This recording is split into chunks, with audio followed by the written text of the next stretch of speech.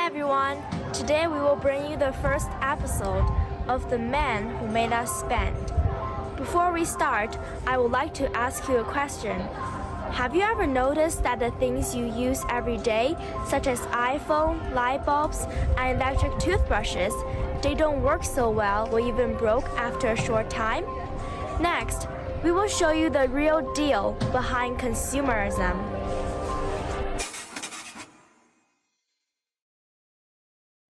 We live in a world where spending never stops, and we will purchase whenever a new product has launched. This footage shows how a gaming console is treated with an awestruck reverence once reserved for A-list celebrity. Here, people are willing to wait in line for 15 days to get the latest iPhones. But the flip side of the hysteria for the new is that the new becomes unwanted fast. If you look around this waste facility in California, you'll see boxes and boxes of shiny, new, unopened technology that are simply thrown away, just like was described in the film. Yesterday's desired item is tomorrow's piece of trash. However, the fact that we live in a world of relentless consumption isn't a coincidence. The cycle of relentless spending and throwing away was engineered.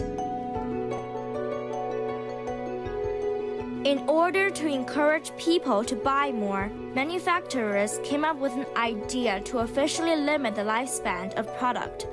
It was known as planned obsolescence. It all started with the Osram factory in East Berlin. In the 1920s, a coordinated decision had been taken by a global cartel, known as the Phoebus Cartel, for companies to reduce the lifespan of bulbs. The cartel originated from William Meinhardt. He wanted to standardize and control the way in which light bulbs were manufactured.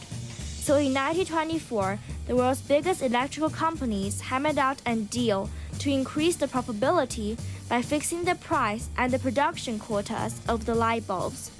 And they also reduced the lifespan of bulbs down to 1,000 hours. Any company that broke the cartel could be threatened with fines. Even though the Phoebus Cartel was ended by war, but these papers were still there and been discovered by a German researcher. The research shows that planned obsolescence has prevalent in most goods, from washing machines with heating elements which fail too early to electric toothbrushes with sealed panels preventing you from changing the batteries. The most obvious example is with the printer cartridge. There's a counter inside the cartridge that automatically counting down to 50,000 pages, and then it will show that the ink has run out. When it hasn't, all you have to do is merely reset it, and the printer will work again. That was just a tip of the iceberg. Planned obsolescence has penetrated every part of our daily lives. The world we live in is full of products with deliberately shorter lifespan, and we accept it. But why? Because the idea of continual spending has been deeply embedded in our brains. Shopping is no longer a need, but a want. What exactly happened? Let's go back to the history. At that time, a war between two systems, capitalism, represented by the United States, and communism, represented by the Soviet Union, was undergoing. Capitalism, at its core, advocated a society operated in a more democratic and liberal mode. Communism leaned toward centralized power, where everything is controlled by the government. Eventually, it was capitalism that won people's heart over, the things and the freedom they had, which communism cannot provide that. Capitalism did bring change to people's lives, especially financially. You may wonder, what is the connection between consumerism and democracy? To answer that, we may need to first see the definition of democracy. Democracy does not mean that everybody could have fine items or live a prosperous life. It means people have the freedom to pursue the life they want, the right to choose and buy. Soviet Union, on the other hand, was run by communism, which provided no such abundant material or freedom. Under such background, British choose to run the country in a capitalistic way. But there's a problem. If consumers were to live up to manufacturers' expectations, the current speed was not cutting it. The merchants needed a new and far clever plan. Organized creation of dissatisfaction was a theory raised by Sloan, the then GM boss, who witnessed the whole process where GM grew into the biggest car manufacturer in the world. In order to stimulate spending, Tom Martineau, the GM car designer, updated the Model T, which came with only one color and one form, into many different styles. The old model, without updating, aroused no spending desire, and GM can't make their customers to shop cars as frequently as like they shop for clothes or shoes. Tom worked on updating cars' function, color, shape. He made car industry a new fashion industry to sate people's desire. People are obsessed with it. We call this marketing strategy constant upgrading. Another company also uses this strategy, and that's Apple. Apple company upgrades their products swiftly, yet only a little each time. Such as the difference between iPhone 5 and 5S is the later has a cool fingerprint scanner function and new colors. But for this small change, people are willing to wait in line for 15 days to buy it. We can see that Apple is a master in creating frustration. After 2 decades of prosperity, Britain of the 70s was like another country. Wages could not keep pace with the soaring commodity prices. Workers struck. This double whammy reached crisis point with the miners' strike. It culminated in the winter of discontent by the end of 1970s, but its demise had threatened to make Britain ungovernable.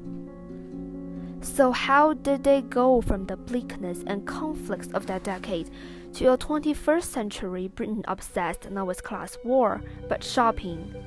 The answer lay with one man, a wealthy chicken farmer named Anthony Fisher. Fisher established the Institute of Economic Affairs in 1955. He believed that the government and unions deprived people's freedom, and IEA should turn workers into consumers who enjoy the freedom of creating any lifestyle they prefer. IEA promoted the concept of free markets where consumers and producers are free to buy and sell. In this way, producers can make better goods for customers, and consumers, no longer workers, can shop more and more. That's how Britain boosted their economy back then. This strategy benefited businessmen and government, drove economy to grow again, and also very effectively dealt with the riots. But how do consumers spend if they do not have enough money? 2 new inventions came to the rescue. First, credit card. Credit cards allow people to buy stuff while they don't have enough money for it. After all, one can pay back slowly afterwards. Second, the application of CAD. Shampoo and lotion bottles back then were totally designed with a straight cylinder shape. The only difference is the label. A product's beautiful design was a luxury. Thanks to the invention of CAD, different shapes of products came more easily. Swatch, a popular watch brand, with the help of CAD, launches hundreds of different new styles and cheap watches every year. Their sales goal was to sell 4 watches to per person per year. They made millions of dollars in the first year and over 12 million 3 years later.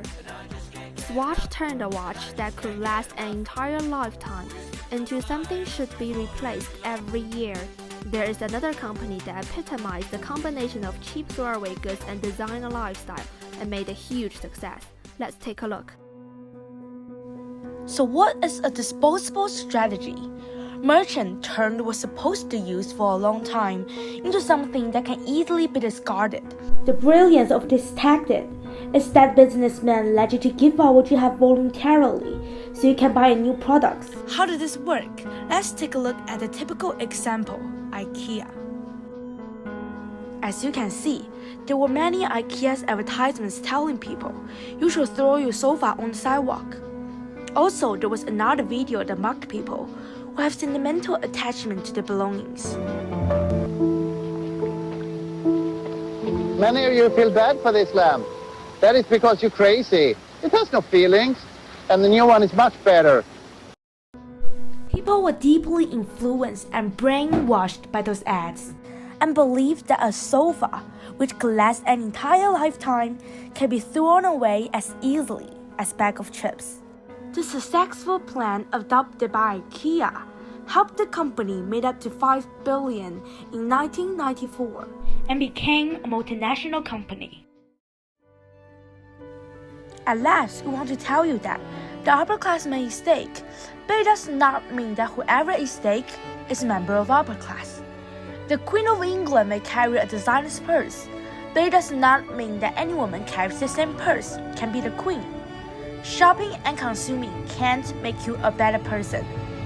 What can really make a difference is for us to face ourselves and new challenges, forge ourselves to be a higher version of who we are.